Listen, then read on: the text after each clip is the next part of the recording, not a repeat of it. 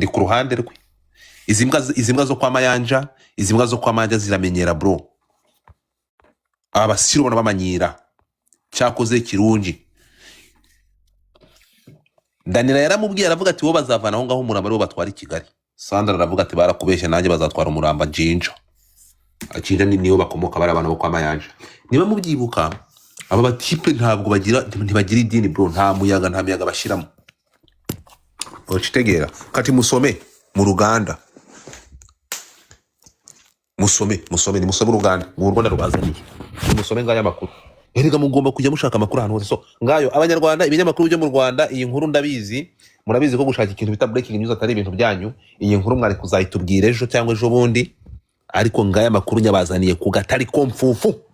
Muchitegera mushi mushaka amakuru y'ibintu byose y'ibintu bituranye mutu international twebwe. So ngayo nguko ndiko batore buze gutinda hano rero twamaze kubaha headline hanyuma Sankara banange. Sankara waramutse nyuma yo kumva iyi nkuru wumvisha ugize ubwoba mu nda? Ubwoba bw'iki? Ibi bintu wabibonye se? Nabibonye ejo tu. Wabibonye? Nabibonye ejo. Ejo sangahe? Na by the way nanubwo ejo ni nijoro. Sako nabwo nabisharinzwe na Petit Frere wa Kampala. Okay, kagira inkuru. Siduhi. Ntabwo muri kubisoma uko byanditse. Twese turabagande ko bavukiye intunga muko navukiye Masizima zava mu Ruganda. Mugabo. Ariko nyine urumva ntabwo biraba official yuko uyu mutipe ari mu bitaro. Bitaba official tumaze ko ariko subaye iki? Umva hano ndi kuvuga uwabimaye we yambwiye. Reba hano buretse gato. Soma iyo nkuru. Ndi kubisoma. Oya, usoma hangaho. Good. Hello, can we talk?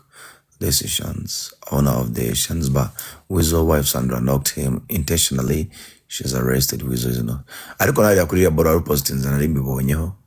Iyi ngiyi hano uyu uburetse gato. Uyu Shani ni umunyarwandakazi. Niwe nyiri kabari bamugongeye. Uchitegera.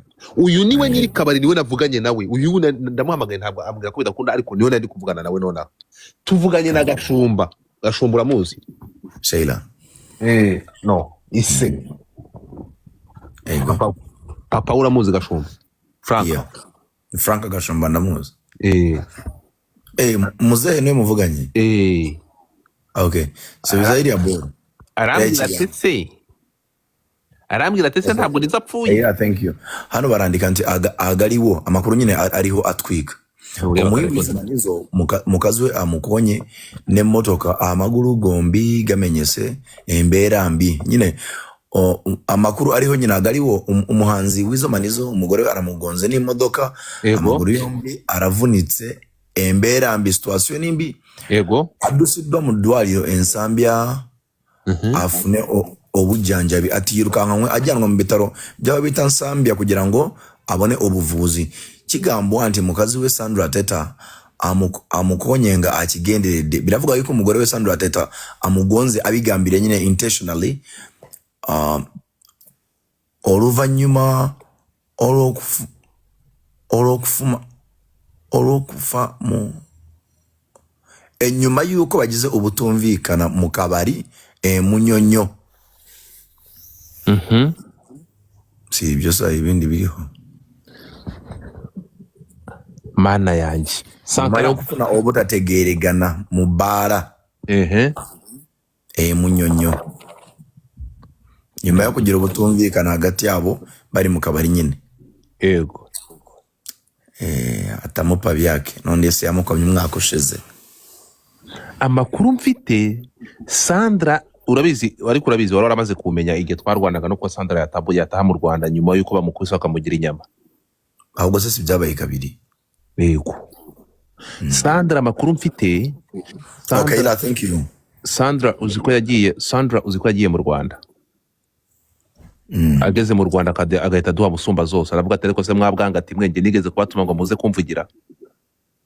Ubundi mwashyaga mwaruri iki? Urukunyumva? Aranakana ngo umugabo ni yamukubise. Naragiye ndiherera ndarira.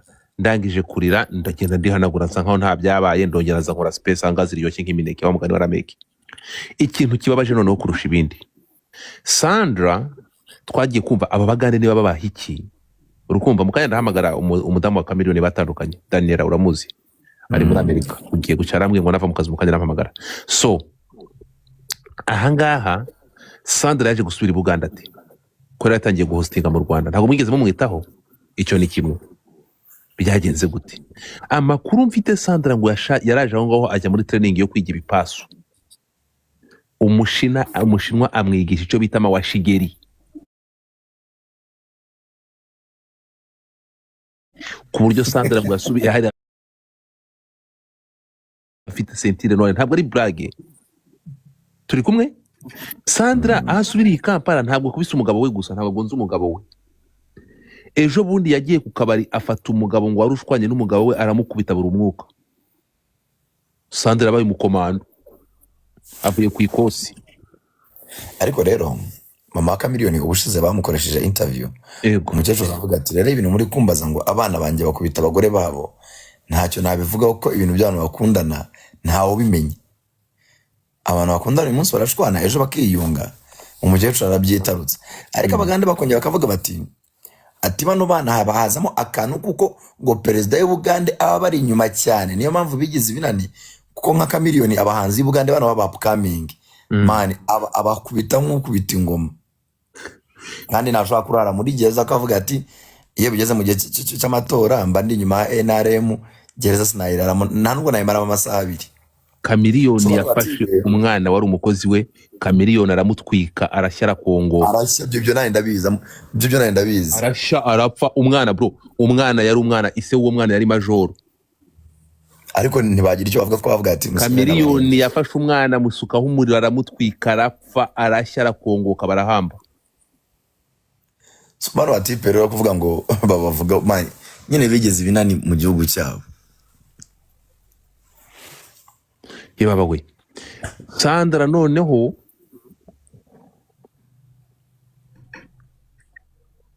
Sandra yabaye umukomando nawe yabaye famille Mayanja Sandra dukonfaminze ko yamaze kuba one of family Marara Mayanja ahangane ho mbyemeye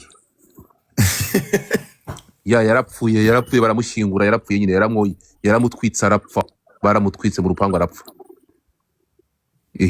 abangaba barakina family Marara Mayanja nta mikino Chameleone mu rupango baramutwitse arapfa uwo mwana baramutwitse arapfa kandi sari majoro mu gisirikare ise bamuhaye demo b'umugabo umusaza arasinzira aravuga ati mu buzima ntimubizi se